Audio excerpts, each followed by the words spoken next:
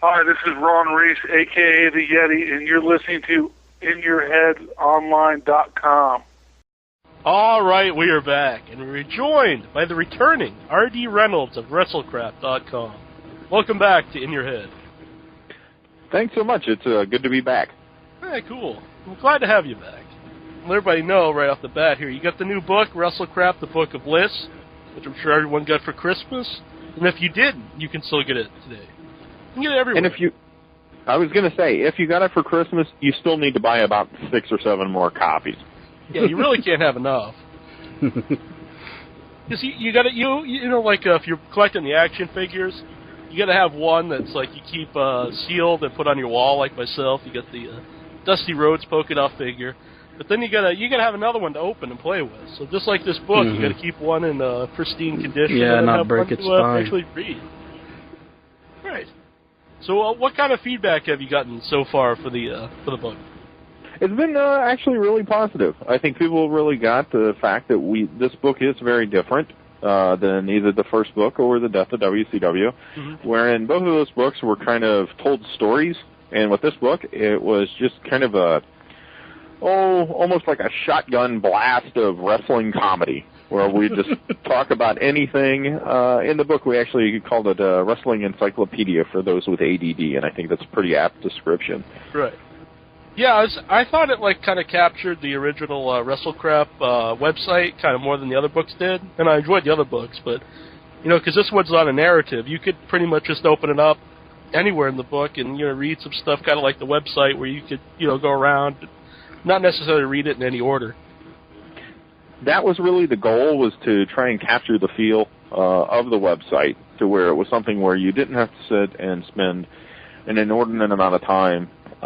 Especially like Death of WCW. I mean, it was really something where the chapters were very lengthy and they were very detailed. In this book, we really wanted it to be more capture the flavor of the site, which is basically hop in, read something, hopefully laugh, and then move on with life. So we kind of consider it a bathroom book almost. Mm-hmm. You know, when I discovered your website, it wasn't too long after I got online. And it was, I believe Meltzer was saying, like, they were sad to see the website close. And so I went over and checked it out, and it was like, man, this is good stuff. It's too bad it's closing, and obviously it didn't close, but was there ever a time when you thought it really was just going to close down, the whole website? Yeah, we actually did. We did shut completely down. I don't know, maybe for 6 months or so. And then I realized how much I really missed it. And then we came back and we added, we don't have all the archives on at once, but we have so many more now new features to the website. In the old days, it was just inductions, and that was pretty much it. And now we have inductions. We have Jobber of the Week. We have rewriting the book. We have It Came from YouTube. Someone bought this. Bergen's gimmick table. And then, of course, the Ramblings, where these days I pretty much use the Ramblings just to review, review wrestling items, whether they be books, DVDs. This past time I just reviewed the Wii video game, SmackDown versus Raw. And then, of course, we have Wrestlecrap Radio. So. Did you have a question from the board, Incher? Yeah, I actually do. A while ago, he has a strange question. He wants to know if you're a fan of James from Kentucky.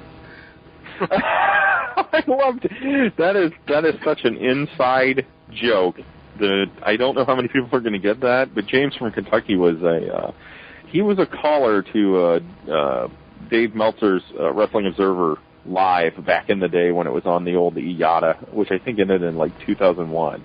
But he would always call, and here's what I want you to do to everybody listening to our Golden Tones right now. Imagine someone named James from Kentucky, and it's the most stereotypical James from Kentucky you can ever imagine. That's what this guy was. And he would call in and he would ask just the most ridiculously inane questions you can imagine. So it was always a lot of fun to hear James from Kentucky call in. Yeah. It's been a long-time goal here for us to try to find James from Kentucky and get him on the show. Yeah, I'm actually in West Virginia. I thought about going down to Kentucky and, like, chasing him out somewhere. Just looking for everyone named James. Basically. I don't think there could be that many, so. Yeah, there's a pretty, there's a tape out there, an audio file, where he calls into another show on IATA to complain about Dave Meltzer kicking him off the show. It's cold. Yeah, well, he had done a lot of really positive things for Dave. I can't believe that Dave had dissed him in such a manner. I know one time I think that he had given him like a nickname or something. Dynamite Dave. Excuse me? Dynamite Dave. That is a name. Dynamite Dave. Yeah. Now how can Meltzer? And I love Dave Meltzer. He's a great guy. He's done a lot for me. How could he have dissed a man like James from Kentucky in such a manner? I was just thinking about it. You were talking about how you could just go to Kentucky and hope, maybe just start looking for James. Uh-huh. I'm thinking, at first I thought, well, that's ridiculous because Kentucky's such a, it's a, fairly sizable amount of people you would have to go through. Uh-huh. But then I thought most people down in Kentucky, if they were originally by birth named James, I'm thinking now they would either go by Jimmy, probably. So, yeah, if someone that would still go by James, you probably could whittle it down pretty easily. No pun intended, of course, being in Kentucky. So if you're out there, James, or Jimmy, John, whatever you are, call in. Or anyone else you call it to. It's 508-644-8503. You brought up YouTube earlier. You think kind of like the birth of YouTube is really it's a great place to find some classic wrestling footage. It is. It's a lot of fun for us because we get so many submissions for our. It came from YouTube section of the site, and a lot of the stuff is stuff I'd either forgotten or I'd been wanting to see forever. Right. So it was a lot of. It's always fun, finding stuff out on YouTube. I guess God bless the internet. Definitely, I think it actually helps some of these people out because I think it's like the Legends of the Ring. It's a fan fest that's coming up. And Damien Demento's on it, and what they say about him is YouTube legend Damien Demento. So it's helping Damien Demento get bookings. I like that YouTube legend. Is that kind of like being a reality television star? I would assume so, and I don't know if that's really much of a compliment. The legend of YouTube. Have you seen the Dennis Stamp Titantron on YouTube? Excuse me? Have you seen the Dennis Stamp Titantron floating around on YouTube? Yes, I have. I love it. It's so funny because a lot of people have always, talked about Dennis Stamp. And there's somebody we need. Have you guys ever had Dennis Stamp as a guest? Definitely another dream guest. Oh, you guys, you got to be able to get a hold of Dennis Stamp. Yeah, I think we had the zombie. He's certainly not booked. Dennis Stamp. It would be cool if he was jumping on the trampoline the whole interview. We actually did a bit on that on Wrestlecrap Radio. It was for an April Fool's show or something, and we said that we had Dennis Stamp on the air, and you just heard this cartoon boing, boing, boing, and then at the end he goes, "It's like, Dennis, could you please just stop on the trampoline for a second? We'd really like to talk to you. Could you just stop?" And he's like, "Well, I really have been practicing hard on the trampoline. I can do a triple, Lindy flip." And so then we still have the boing boing boing sound effect, and then of course he goes to do this big flip, and you just hear a horrendous crash, and we never heard from Dennis Stamp again. So, Dennis. Were you upset that the book came out after the TNA Christmas show? Because I think that would have had to have found a way into the book. It's so funny because I was actually on Brian's show, Brian Alvarez, who I did Death of WCW with, and we were discussing the TNA Christmas show and the fact that when TNA dies, and note we're saying when, not if. When TNA dies, I've just begged him and begged him and begged him and begged him. I said, we got to write Death of TNA. We did Death of WCW. We got to do Death of TNA. And I think he and I finally came to a agreement that we would do that, but only if the front cover of the book just had the barbed wire Christmas tree. That would be the only image, would be the barbed wire Christmas tree, or if we made the Death of TNA a pop-up book, and when you open it up to the center, it had a barbed wire tree pop out of the middle. He's stealing our idea, intro. Our idea for the In Your Head book was because, wrestling fans can't read. That's what we're always told. So I have heard that. Yeah, the In Your Head book was going to be a pop-up book. Mm-hmm. No words. None of that crazy words to get in the way. Just the whole pop-up book. Like a spring. Don't you think that if you were going to do a wrestling pop-up book, the Barbed Wire Tree would be the ideal place to start? That was a sad-looking tree, too, even if it wasn't like barbed wire. I was so happy. It was hanging from like a string. I was actually so happy whenever I saw that because, like, every year we do on the Wrestlecrap site, we always try and do a Christmas.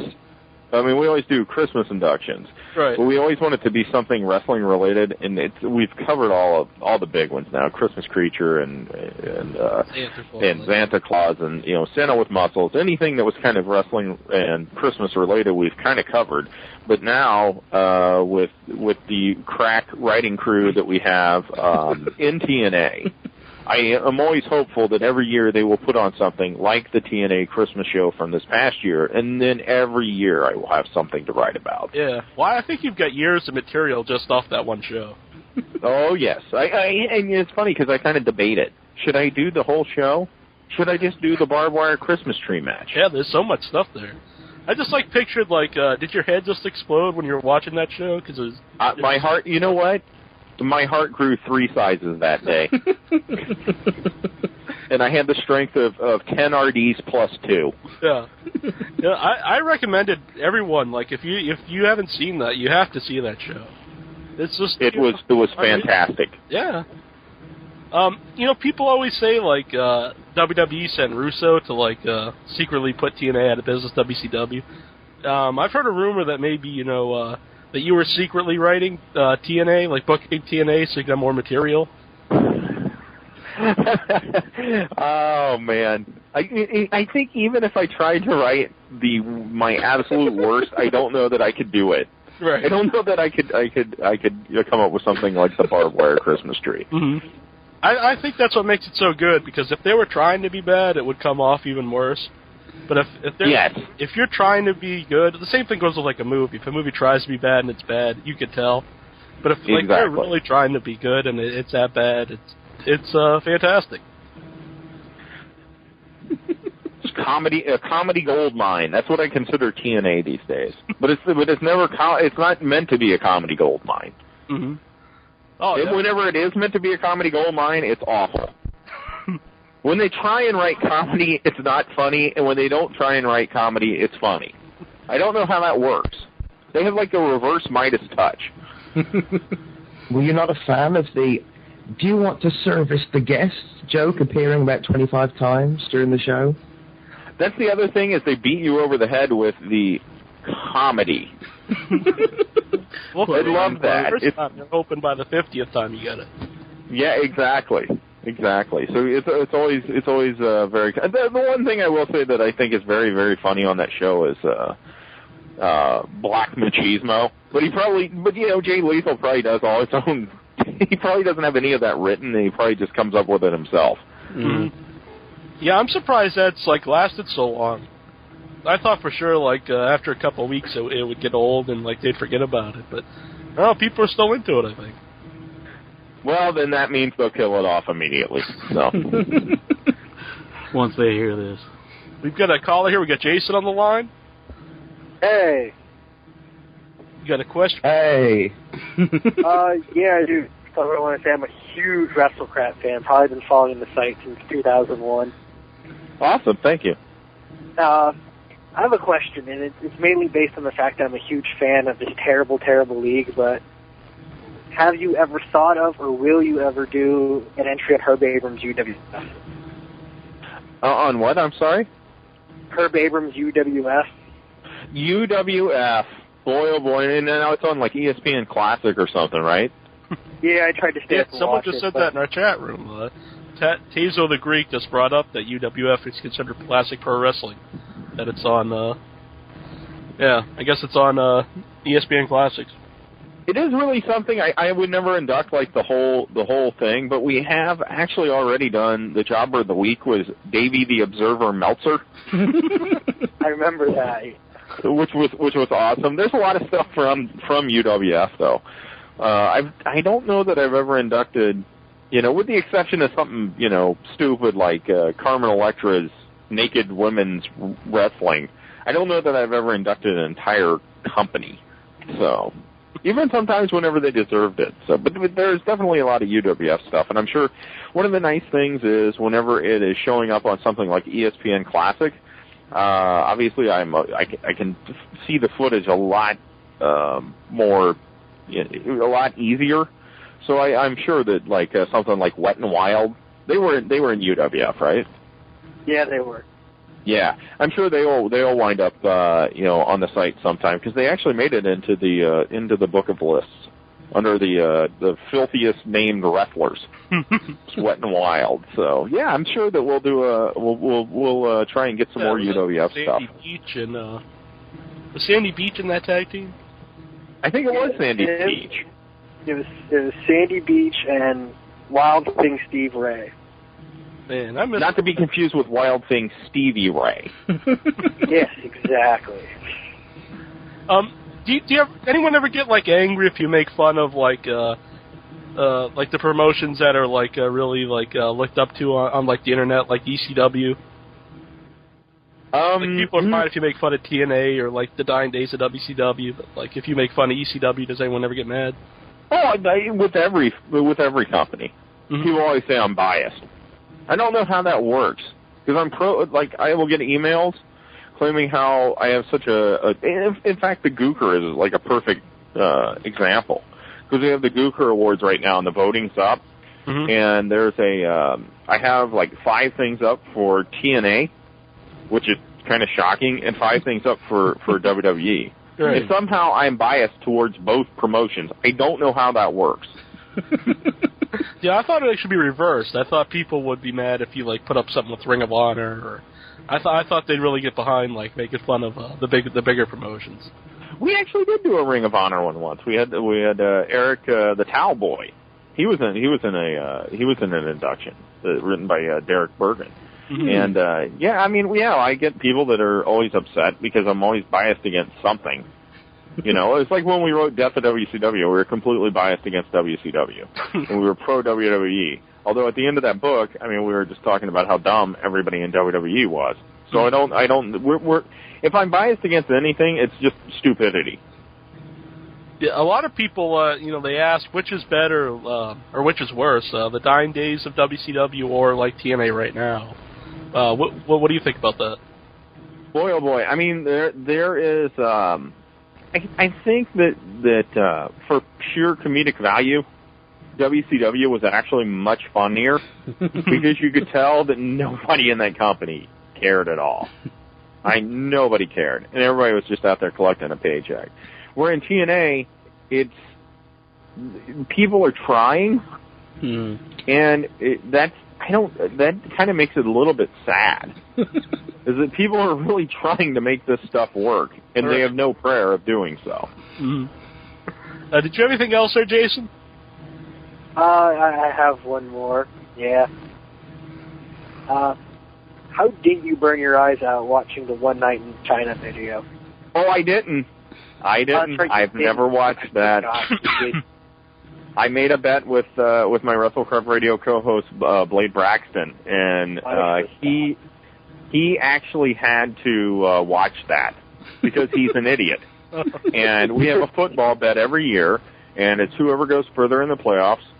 And I get the Indianapolis Colts. It's my hometown, and obviously the Colts are a pretty good team. And every year, without fail, he takes the Detroit Lions.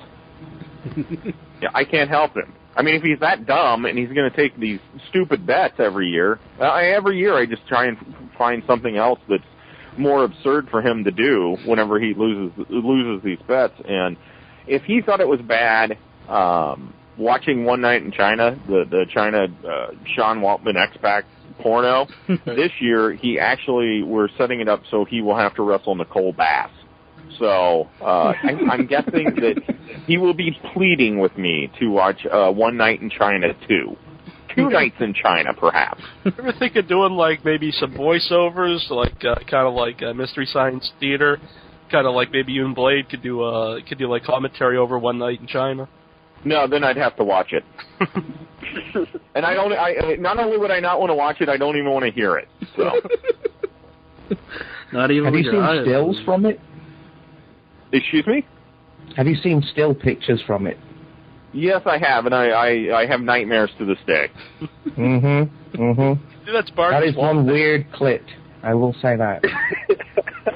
It's like it looks like me when I was a baby. What's going on there? That is not a list in the book, by the way. That is one weird. What was? No, that's not a list. That's not a list. The top 5 strangest looking clips. Oh Lord. All right. Thanks for calling in, Jason. Yeah, thank you. Thank you, Jason. Yep. I was wondering, like, when you're doing the list stuff, do you do most of that off memory, or do you have to do a lot of research? Most of it's from memory.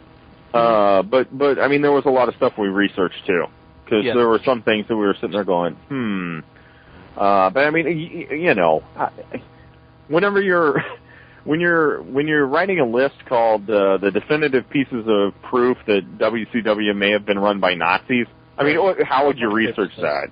What do you Google? WCW Nazis? You know what I mean? I wonder where that ranks in, like, the Google rank. WCW Nazis. WCWNazis.com. Might get the Harris brothers on the phone. I don't know. I always thought, like, the Harris brothers were actually kind of bad, like, white supremacists, because, like, they got their SS tattoos covered up to work for Jewish guys. There you go. And, you know, the Harris brothers. I always loved the Harris brothers because one of them talked about, and we wrote about this in Death of WCW, how his doctor said if he took one more, like, I can't remember if it was a clothesline or something, said his head could literally fall off his shoulders. Jeez. Man, just stay away from that. That's really bad. I don't think I would continue to wrestle if I was going to be in a match and, say, Buff Bagwell was coming at me and I was going to be decapitated. Yeah. That's not a good thing, I don't believe. Is there anyone that's just, like, untouchable that you've never inducted at all? Like, anything they've ever done? You know, it's really tough because actually this week I'm reviewing the Bret Hart book. And I was sitting there going, and I'm also going to do an induction on a day at the offices of the Hart Foundation, which was a skit they did back in like '86 or '87. It was awful, awful. And I was like, man, you know, I can write about how, you know, I've never inducted anything with Bret Hart. And then I thought about it, and I was like, no, because he actually did a video game, a video. Where he worked at Midway, and he was driving a forklift, wearing his singlet and a tie. Not only that, but he also on the WrestleMania the album, which I think was like the third WWE wrestling CD release. He sang a song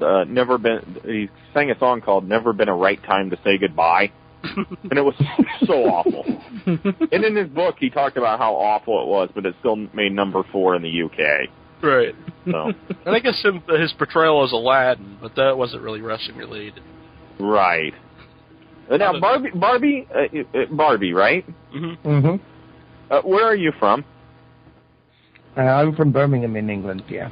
Okay, please do explain then how Bret Hart's song "Never Been a Right Time to Say Goodbye" was number 4 in your country. Did you want to just hop on a boat and paddle away when this happened? Sir, I will slap you down for that. It touched a nerve with all of us. We knew the inner turmoil that was going through that man's heart. We knew it all. I bought 6.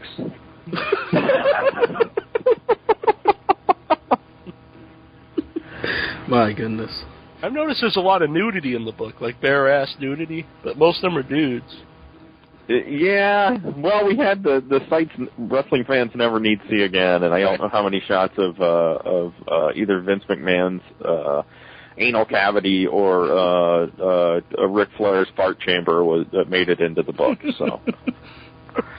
Did you have a question from the board, Inchman? Actually, I had one from the chat room here. Jobs wants to know what was the worst WWE Wrestlecrap moment so far in 2007.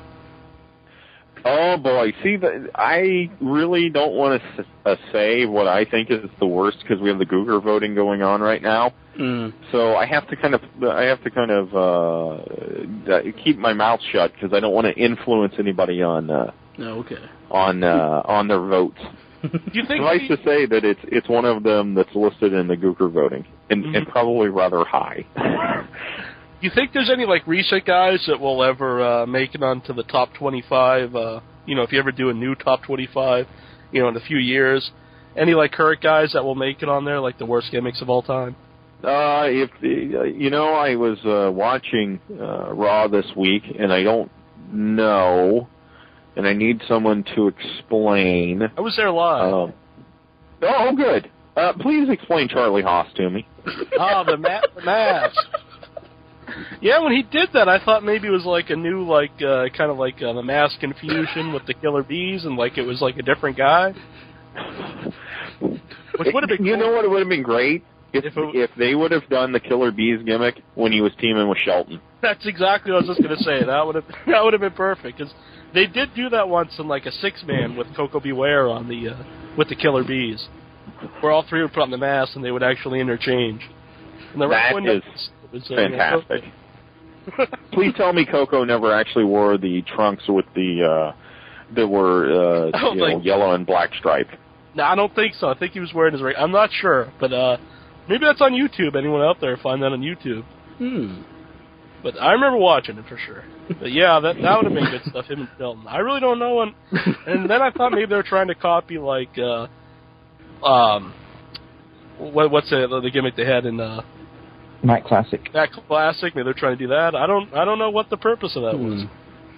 Well, all I can say to Charlie Haas is, Charlie Haas, I have seen Matt Classic. I know Matt Classic. You, sir, are no Matt Classic. He's done that on Heat. I haven't seen it, but I've read it. Apparently just basically the same thing. He went under the ring, came out with a mask, and the mask got ripped off within a couple of minutes. At least they could give him, superpowers. There's got to be a point to wearing the mask. I am willing to bet $1,000 this will never be explained. One of the dark matches, Santino actually read a poem beforehand, and that was really good. I don't know if they're going to start doing that every week on Raw. He's kind of bringing back Lanny Poffo's gimmick, reading the poetry. Santino read a poem, you say? Yeah, in the dark match on Raw. He wrestled Brian Kendrick. If he starts throwing Frisbees out to the crowd, I'm telling you what, Lanny Poffo's going to get on that gazelle, get in shape, and he's going to come back and he's going to kick Santino's ass. All over the place. Do you have another question from the board, Inchman? Yes, I have another one. Ryron, he wants to know, are you familiar with the El Santo films? With the El Santo films? Yeah, he wants to know which one's the greatest. I'm not familiar with all of them. But I think we inducted. I know we had inducted a Lucha Libre film, but I don't think it was a Santo film. But I have several of them sitting on my shelves, glaring at me, looking at me almost in a depressed manner. Why have you not reviewed us? What is wrong with us? What is wrong with you? Why have you not taken time out of your life to view this film? And then right next to him, I have Slaves of the Realm, which is Sable. She did a movie, and I've watched that movie, and it's so terrible that I can't even write about how terrible it is. One of these days, I'm gonna build up the nerve or accumulate enough alcohol so that I can sit through that again and write an induction on it. But I am not man or alcoholic enough to have done that yet. Speaking of Raw this week, how do you think the Raw Roulette? How does that compare with Spin the Wheel, Make the Deal? Which I think Jericho referenced on Raw. He did live. I don't know if that made TV or not. All I can say is that if Jake Roberts and Sting would have been in a pillow fight, lingerie pillow fight, I think WCW still may be in business. See, those guys really work hard. Like when they go to a commercial, like the people that work for WWE, they come running out with that bed, throw it over the top rope and stuff. They're hard-working dudes. Man. They took a bed and threw it over the top rope? They run down to the ring with like the bed over their head, and they really? Yeah. In between. Who's doing this? Like, was it like did they hire like Ted Arcidi and Bill Kazmaier running down and throwing that over top? I guess it's a ring crew. Wow. Another thing, I always thought like when JBL comes out and you see part of the Titantron move, I always thought that was like some kind of hydraulics or something. But where I was sitting, you could see it. And it was just a bunch of dudes pushing out the Titantron, hiding behind it so the camera doesn't catch them. Wow. It was pretty funny because they push it out to move it to the side, so it looks like, it's high-tech. It's just some dudes pushing it. Let's fast forward a year. Do you see a powerbomb on a bed being in the next Gooker Awards? Excuse me, a powerbomb on the, what was that? A powerbomb on a bed. I think that would be fantastic. Yes. It happened on Raw, if you weren't paying attention. I was actually gazing so longingly at Maria that I don't know how I could not have paid attention to that. That's a good example. Are you upset that she's doing Playboy? Because I kind of am.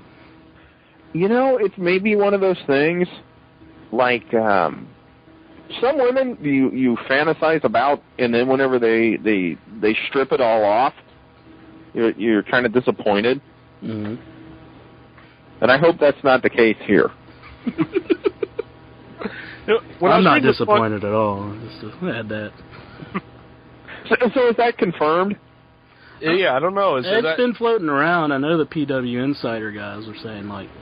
all I can say is I'm disappointed then that that means that we will not, in fact, be getting an Extreme Expose reunion, because that was the rumors that they were all three going to do Playboy. And, of course, Anonymous Brooke is no longer with the company. I'm sad about that. You should be sad about that. But, when you think about poor Anonymous Brooke, I mean, what really stood out about her? I mean, beside her backside.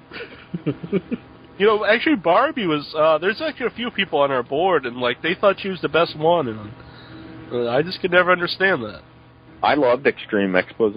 I am filled with woe, with sorrow that they are no longer together. That was the greatest thing ever. I loved it because you had Kelly, who was like the world's least coordinated, least gifted, least rhythmically gifted dancer. Right. Have you ever seen a woman with less rhythm than that? Yeah, she made the Nitro Girls look good.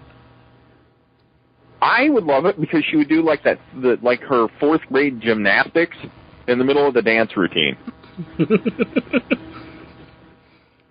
And then you had Layla, the Diva, and we call her the Diva because whenever she was in the Diva search, she talked and she had that Brooklyn accent. Mm-hmm. Actually, I don't think it's a Brooklyn accent, but she had an accent that sounded like she was from Brooklyn. Mm-hmm. And she said she wanted to be our Diva. Like our beaver, but it was with a D, or our Diva. And then she can dance. I mean, she could go to scores and teach those women, swinging around on poles. Well, like curly hair or straight hair. I kind of like. I gotta go with the finger in the light socket. Yeah, I prefer that look too. I know Barbie and Incher, they're a straight hair kind of guy. Yeah, I'm more of the straight hair. I don't know. Mm-hmm. So I'm straightening my hair out for Incher. Gonna keep him happy. Oh, good Lord. Slarty Bardfest from the message board. He actually wants to know, is Blade jealous of your singing abilities, as exhibited on your cover of Cher's Halfbreed? A lot of people have heard that Halfbreed floating around, and I understand the jealousy of my ability to sing, because whenever we had we actually had a co-host contest, and the girl that won, oddly enough, the only girl who auditioned out of, like, I don't know, we had like 7,000 people audition or something, and she was the only girl. And ironically enough, she won. Don't ask how that happened. But she came on the show, and she thought she was going to out-sing me. And I put her in her place. So. Oh, man. I'm really a sing-off here, Barbie versus RD. I'm really impressed with Barbie because he knows like every song they're wrestling related there ever was. Like I was referencing Sugar Shane Helm's song, and he just started belting it out last week. It was insane. Sugar Shane, I don't know that. Could you hum a few bars of that? I could hum it or I could sing it. Give it to him, Barb. Sing it, baby, sing it. Okay, all right. Vertebrae, it'll break your spine. Vertebrae, works every time. Vertebrae, it'll smash your face. Vertebrae, get you like a boozy bass. I need a song like that. It's unfortunate that this is not a video podcast, or you would see that I was giving you, in fact, a standing ovation. That's incredible. I also once sung Tell Me a Lie to somebody for their birthday. And say that you won't go. Tell me a lie. We could do a duet here. Even though I realize you have to walk away. And so on and so forth. No more yesterday. Yeah. It's insane, isn't it? You know, I think I've just lost my smile. Mm-hmm. You're breaking my heart. Well, RD, you want to tell everybody where they could pick up the Wrestlecrap book? Yes, absolutely. You can go to finer local booksellers because the scummier ones don't carry it. You can also go to Amazon.com. You can go to highspots.com. If you go to WrestleCrap.com, we have a big banner right on the front. You just click on that and head on out and get it. And I really think that if you are a wrestling fan and you have ADD, you will enjoy the book immensely. I really enjoyed it, and I do like the fact that you can just pick it up and you can read it here and there. You don't have to read in any order. It's a lot of fun.